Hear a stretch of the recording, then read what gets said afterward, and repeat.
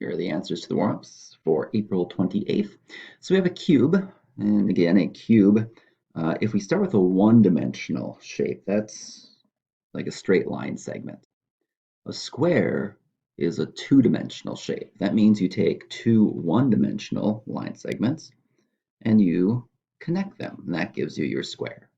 A cube is a three-dimensional shape. So square is two dimensions. A cube means you draw two two-dimensional shapes next to each other, like two squares, and then you connect them, and that's how you create a three-dimensional shape.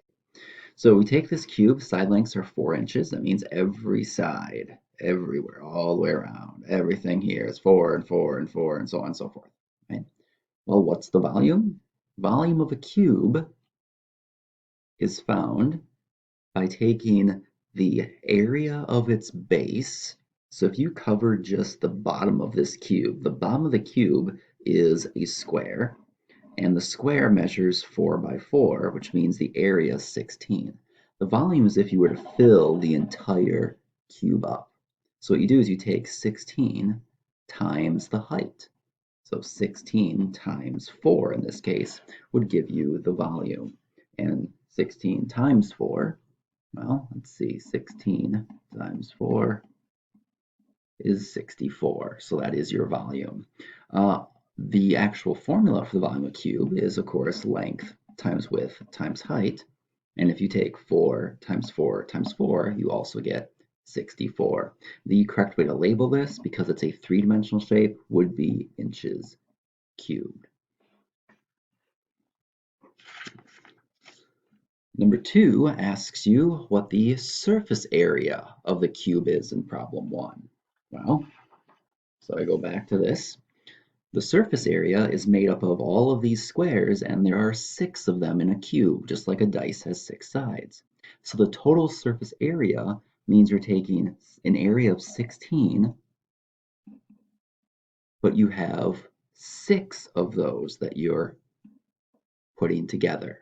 So 36, 6, and 9, we get 96. The difference, though, is also in the label. Volume would be inches cubed. This is the surface area. So it's not volume, it's a bunch of areas added together. So you would label it 96 inches squared, or square inches.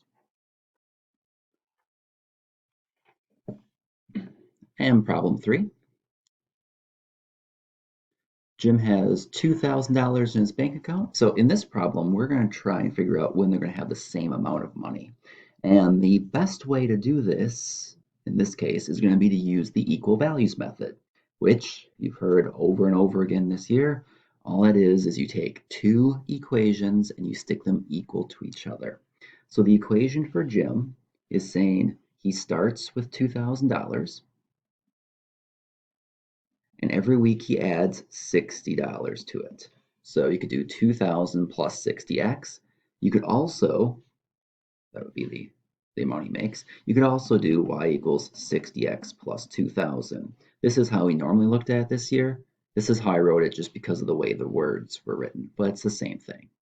And then for Bill, he has $10,000 in the bank account, and he's putting in $10 each week. So what I do is I take two equations, both of these, and I want to stick them together, make them equal when they have the same amount of money. So I go 2,000 plus 60x needs to be equal to 10,000 plus 10x, and then you just solve the equation. So I'm going to get all the x's to one side. I'm going to subtract 10x from both sides, which will give me 2,000 plus 50x equals 10,000. And then I'm going to have to subtract 2,000 from both sides because I want to get the x's by themselves. So now I have 50x equals 8,000. And then my last step is to divide both sides by 50. What this is going to do is it's going to tell me how many weeks go by before they have the same amount of money.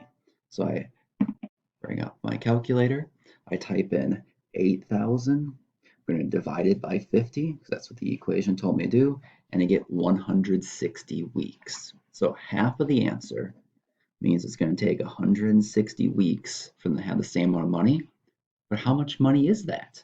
So that's when you go back to your equations and you say, well, if 160 weeks go by, that means we take 60 times 160 weeks, and then you add the 2,000 to it. So we'll go 60 times 160 weeks plus the $2,000. And after 160 weeks, Jim is going to have $11,600 in his account. And I do the same thing for Bill and Bill's equation. X, the number of weeks, is still 160. So I go 10 times 160.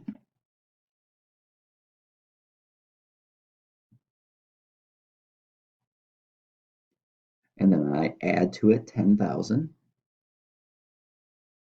And I get 11,600, which is the exact same thing that Jim had. So using the equal values method, we were able to find the exact number of weeks when they both have the exact same amount of money.